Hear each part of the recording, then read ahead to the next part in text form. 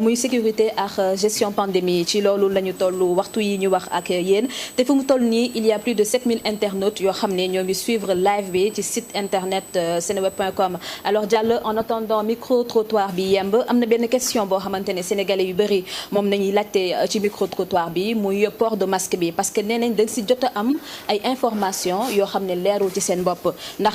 masque bi dañ ko war a takk ci mbedd yi wala ndax ko war a takk ci biir lieu public yi ndax am na sax ku ne dañ lay fekk sa biir oto nga nekk yow kese sol sa masque ñu daal di la verbaliser est-ce que ñi nga xamante ne ñooy waay takk der yi am nañ ci yoon ak ministre bi mën nañu leeral exactement port de masque bi nu mu demee jamono ji ñu toll. waaw loolu xanaa dama koy baamtuwaat rek. parce que waxoon nañ ko effectivement dafa am juste benn problème interprétation ci benn arrêté bu nu def ci waxu port de masque obligatoire dans les transports.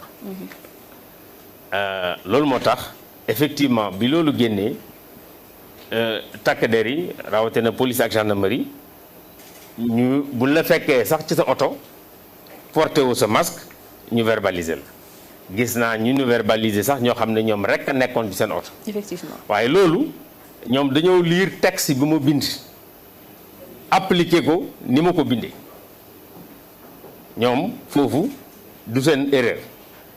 jàpp naa ne ci ñun ñoo waroon a gën a leeral moo tax bi loolu amee aussi wax dëgg yàlla ci semaine boobu laa mujj def benn message parce que dama woo directeur général police woo la au commandant de la gendarmerie. ne leen wax leen takk der yi ne leen contrôle bi liñ ci jublu woon parce que xam nga booy defee texte am na lettre bi ak esprit bi. contrôle bi lañ ci jublu woon mooy ay nit ñoo xam ne fa ñu bokk fa ñu jógee bokkul ñu daje. donc man jàpp naa ne bu ma nekkee sama kër su ma duggee sama biir kër tekki sama masque su ma duggee sama oto ànd ak sama soxna ak samay doom man nañ ñu continuer ñun de bañ a def suñu masque. parce que jógewuñ ci horizon yu wute donc loolu moo waral ma ne leen ñu def mujj texte ne leen nañu contrôler ñi nga xam ne ñi nekkul ñoom rek ci seen oto wala ci auto particulier du auto transport mais bu dee auto transport moom contrôle bi ça doit être systématique muy taxi ak taxi clando car ak yenn ndaje yi ñuy daje nii waaye man ma nekk sama oto wala ma ànd ak sama famille ci sama oto wax dëgg yàlla yaakaar naa aussi bañ ko bindee ba léegi nii contrôle bi defatuñu ko. naka noonu tamit da nga koy bantuwaat kuy dox yow kese si mbedd aajo ngay takk. waaw kuy dox yow kese ci mbedd it aajo xam nga d'abord il faut nit ñi xam ne masque bi c'est pour se protéger man mii yor naa sama masque actuellement nii yéen maa leen ëpp protection yéen ñaar ñii parce que kenn takku ci masque tout simplement donc man masque bi d'abord pour protéger ma la donc bu fekkee pour protéger ma la. su may dox ci mbedd mi man dong taxawuma kenn waxuma kenn am naa yaakaar ne peut-être je suis pas exposé mais li may suggérer en tout cas man ci sama jëm bopp su ma génnee sama kër takk naa sama masque man su ma génnee sama kër takk naa sama masque par contre imposé wul nit ñi ne booy dox ci mbedd mi nga takk sa masque. monsieur le ministre comme ni nga ko waxee woon fu mu toll nii docteur Malick Diop mi ngi en ligne moom mooy fàttali ne que en dehors de directeur de l'ASEPEX bi mu nekk pharmacien de formation justement pharmacien boobu sax leen soxla xalaatam tey ji ak contribution am docteur Malick Diop ñu lay nuyu yaa ngi en direct sur le plateau de Seneweb édition spéciale bi nga xam te ni ñu ngi koy amal ak le ministre de l'intérieur Aly Ngouille Ndiaye. waaw maa ngi leen di fay di nuyu également monsieur le ministre Aly Ngouille Ndiaye ministre de l'intérieur et cher confrère maa ngi lay nuyu di rafetlu émission bi parce que li ëpp solo fi ñu toll actuellement mooy que ñu communiquer ak population et le fait de communiquer avec les populations c'est déjà dafa am vertu pédagogique maa ngi embrasser le pas ci ministre bi mu wax noonu léegi lu am solo wax na li nga xam ne loolu la sol comme masque te man ça m'a frappé bi ma gisee mu toog noonu moom mu sol masque yéen solu leen masque c'est important li mu wax dam ci yokk ne c'est vrai il se protège mais il vous protège vous parce que tey toll nañ foo xam ne le statut sérologique le statut sérologique et le statut virologique des uns et des autres kenn xamu ko parce que c'est une pathologie en majeure partie asymptomatique. Donc ñëpp dañu war a sol masque te vivre avec ça parce que bu ñu wugee vivre avec le virus rek nañu fexe ba fu ñu toll ñuy sol masque parce que loolu moom mooy propédeutique bi loolu mooy élément le plus important ci li ñu naan geste barrière ñi nga xam ne tey jii nii ñoom ñoo nekk au devant de la scène ñoo ko war a njëkk a wane je pense que je le dis à tout le temps surtout su may dem dans les plateaux ñi ko war a njëkk a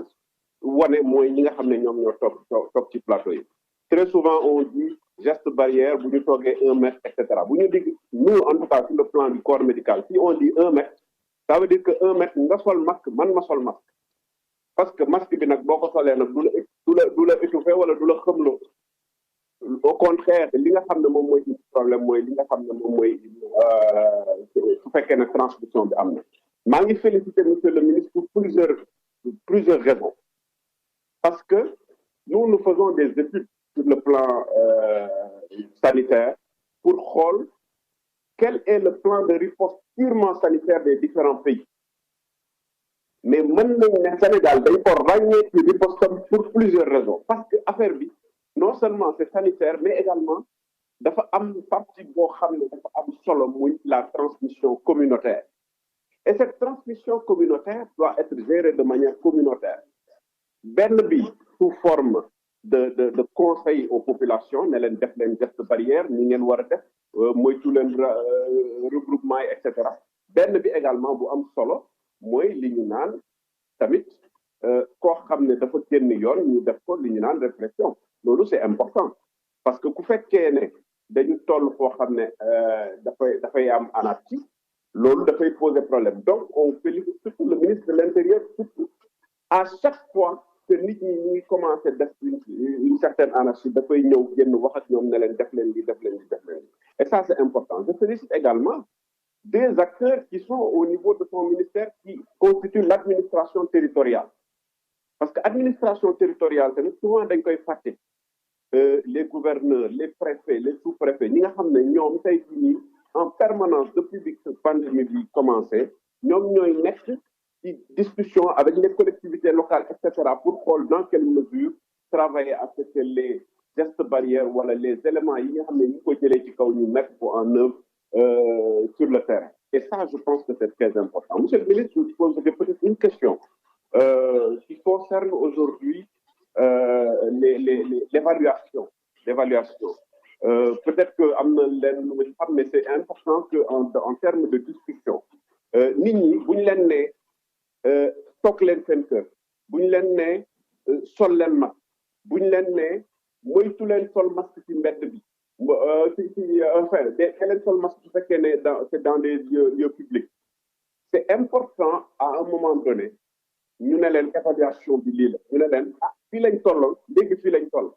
parce que les gens ont souvent tendance à penser que suñu ne il y a tant de cas tel jour tant de cas tel jour tant de cas tel jour rek mbir mi ngi yokku mais non faites attention regardez bien aujourd'hui le taux de guérison bi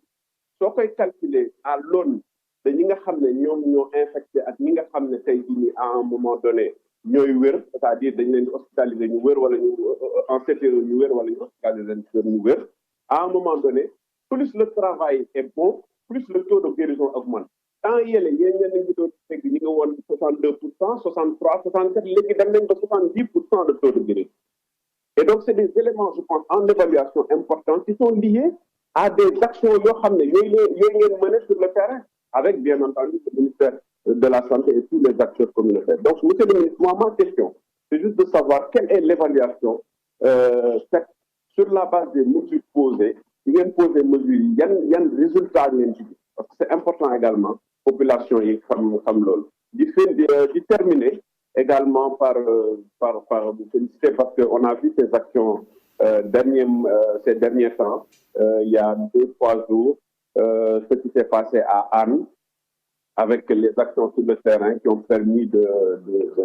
d'arrêter des malfaiteurs qui étaient dans des trafics de stupéfiants, etc. Et je pense que loolu dafa bokk ci li nga xam ne tey jii nii préoccupation sénégalais yi la leur sécurité. Et si le ministère de l'Intérieur, le ministre lui-même s'implique comme ça, je pense que c'est une très bonne chose pour tout le monde. Voilà, je vous remercie. Docteur, merci beaucoup. Encore encourager mon jërëjëf docteur Malick Diop si participation bi. jërëjëf docteur Malick Diop ñu koy sant bu baax a baax si participation bi leeral may def sàkkoon leen si man ma bañ a leeral sax waaye dafa fekk ne ñun li ñuy def dafa am lu ñu tënk yoon te CNRA dafa wax genre jotaay yi suñ koy amal nañu respecter la distance physique comme ni ñu ko defee nii mu ëpp benn mètre wala lu tolloog lu néew benn mètre bu ko defee duñu takk masque waaye li tax takkunu masque tey itam ñu leeral ko ñàkk déggoo la au départ du ma mën a dugg si ay détails waaye ñàkk déggoo la au départ waaye ñun harmonisation moom leen yàgg def fii nii si Seneweb donc loolu laa amoon li may leeral rek monsieur le ministre ñu ñëw si interpellation bi nga xam te ni docteur Malick Diop indi na ko si wàllum càmbar ak tamit saytu saay su ne bu ñu demee ba si biir ñu wax askan bi fii leen si toll mbir mi li leen tere woon lii la jur si wàllum résultat si terrain ngir nit yi gën a xam ne que bu leen ne takk leen seen masque wala boog jël leen motukaay yi pour lii la njëriñ. merci beaucoup maa ngi remercier le docteur Malick Diop d'abord moom ci boppam di ko féliciter di ko encourager ci taxawaayam ci mbas mi li ma wax ni yaakaar naa ne ñëpp mën nañ ko seede chaque jour. il est sur le terrain chaque jour sur le terrain rawatina nag ci commune am loolu li muy def surtout dafay du uniquement peut-être casquette docteur bi mais casquette politique bi am rôle bu muy jouer ci communauté bi en termes de sensibilisation en termes d'appui pour que nit ñi mën a respecter les mesures barrières am na benn chiffre bu nu wane léegi bu fekkente ne disponible na ñu wane ko effectivement bokk na ci évaluation mais gëm naa ne ministère de la santé peut-être dans les prochains jours dina def une évaluation plus globale wax depuis le début mais lii dama ne woon nañ ko wane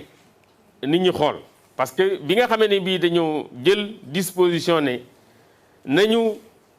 takk masque nañu tere ndaje yi boobaak léegi daanaka weer la ñu jëloon ne pour weer nañ tañ tere ndaje yi mais nañ wax nit ñi ñuy takk masque ci bureau yi di takk masque ci espace yi ci marché yi chiffres yi jàpp naa ne ko ko xool xam ne décision boobu am na njeexital ndaxte fukki fan yi ci njëkk juróom-ñaari téeméeri cas lañ am yu am Covid fukki fan ya ca tegu ñu am juróomi téeméer ak juróom fukki fan ya ca dolleeku nga xam ne démb la woon mat moom ñaari téeméeri cas donc am nañ yaakaar ne loolu am na incidence boo xoolee également la même chose la amee incidence ci ñi ci génn àddina bu ngeen fàttalikoo fan yële ca gannaaw chaque jour dañ leen daan wax ay cas grave 50 et quelques léegi ñu ngi dem ba 37 ça veut dire que ñu bëri parce que finalité wu quoi grave bi du uniquement ñàkk na ba kanam am na ñu génn waaye rythme bi delloowaatu na maanaam génn nañ te remplacé wuñu leen donc am na njeexital ci évaluation bi la bokk xam naa ne peut-être ministère de la santé ñëwee évaluation bi dina gën a yaatu. voilà Mariane bu may signaler ne que micro trottoir bi nga xam te ni ñu ngi ko doon wax sànq ba léegi yemb na donc dañuy dem ñu seetaan lenn si askan wi ak tamit càkkuteef ak njàqare yi peut-être lii lëñ ci seen xel ñu becc ko comme ça ministre bi indi si ay leeral. nekk ci jàngoro ji ba mu ñëwee ci réew mi ba tey mu bëri ay mesures yoo xamante ni jëloon nañ ko ci dem ba ci biir ñu bàyyi ko mu mel ni ay rassemblement waaye ñu dem ba ci biir aussi waxoon ci wàllu takkum masque mi mais takkum masque mi ba tey dafa desee leer ci bopp sénégalais yi ndax loo xamante ni lu général la loo xamante ni c'est obligatoire ñëpp dañ ko war a takk ak foo mënti nekk wala boog ci lieu public yi lañ ko kii parce que des fois da ngay dégg ñu ni ñi ci mbedd mi jëruñuy takk masque mais des fois ngay gis policiers yi ñu leen di arrêté est-ce que réellement pour li ñu waxoon la mooy ci car yi rek la ñuy yem ak ci marché yi wala boog foo mënti nekk ci biir réew mi da nga war a takk masque. Non, à mon avis il doit renforcer le dispositif sécuritaire étant donné que en ces derniers moments gis nañ ne vraiment taux bi xaw na wàññeeku ce qui fait que en ces périodes moom war na gën a renforcer waat surtout veiller à ce que les policiers forcent les gens quand même à porter les masques. Dans ce cas ça pourrait avoir un impact étant donné que en ces moments on a vu que les Sénégalais ont un peu relâché. wala di jàpp ni ñi war nañ ko mën a yokk daal. waaw war nañ ko mën a yokku bu baax a baax war nañ ko mën a yokku bu baax a baax surtout dans les transports surtout ci oto yi xool nañ ne vraiment respecté wuñ ci à 100%. am nga ko laajee ne ko ndax dox ci mbedd mi solo masque yow kese quoi ngay dox solo masque donc loolu lan moo la ci mën a fekk mu ne loolu moom dafa ne woon loolu garaawul booy dox yow kese garaawul ne ensuite bu fekkente ne da ngay dem entraînement di daw xam nga munoo tamit di daw di takk masque donc loolu noonu boo ko defee aussi mu ne loolu bon booy def loolu yëpp garaawul mais man dama gis ne du genre que yow tamit da ngay nekk yow kese sax sa oto yow kese nekkoo yow kese yaa nekk takkoo masque donc policier arrêté la di la attesté et donc man amul bon te tamit laaj naa tamit ñi nga xam ne sont des juristes et tout na leen ndax takk masque ndax c'est normal ñu la ciy attesté ou pas donc ñoom dañ ne carrément que ne loolu amul. avant Covid 19 bi Sénégal dafa doon bëri ay affaire meurtre ay rey bi Covid 19 bi ñëwee ñu indi kii bi couvre-feu bi wàññeeku na woon maintenant depuis ñu commencé waat ko gis ngeen agression yi tàmbale waat nit ñi di commencé faatu ñu koy dégg fu ne ak fu ne yaakaar naa insécurité moom am na ci réew mi te Covid 19 dafa ñëw révéler loolu parce que période de latence bi ñu amoon ñu def couvre-feu guddi gi donc war nañu gën a sécuriser en tout cas réew mi ci guddi yi ak yenn barab yi waaw. gisandoo micro-trottoir bi nga xam ne Babacar Kébé moom moo ko réalisé ngir tendre la parole sénégalais yi ñu poser seen question lii gën a ñëw mooy port du masque ak problème sécurité yi ci biir réew mi. waaw port du masque bi moom tontu woon nañu ci. ndax li ma wax mooy port du masque obligatoire. ci bërëbu liggéeyukaay yi ak ci transport en commun yi surtout. li ma wax aussi explication mooy ci document bi nga xam ne bind nañ ko muy arrêté bi li ma koy d'abord conseillé mooy mu fexe ba sàmmook arrêté bi xam nga lu ko juri si mën a wax waaye bu ñu ko jàppee fi mu doon nii fu mu war a porter masque moom te porté ko boobaa danañ ko attesté donc na porter masque bu nekkee ci barab yooyu.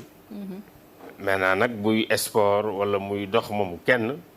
comme j'ai dit parce que. port de masque li ñu ciy jublu mooy comme ni ko docteur Malick Diop waxee sàmm la yow mi koy porter ak sàmm ki nga xam ne kii moom ngay jàkkaarloo donc du obligation vraiment te yaakaar naa ne léegi force de défense et de sécurité yi bien que au départ amoon nañ ci ay jiixi jaaxa bind nañ leen message partagé nañ ko ñoom ñëpp yaakaar naa ne déggatuma sax depuis lors kenn kuñ ci attesté ndax loolu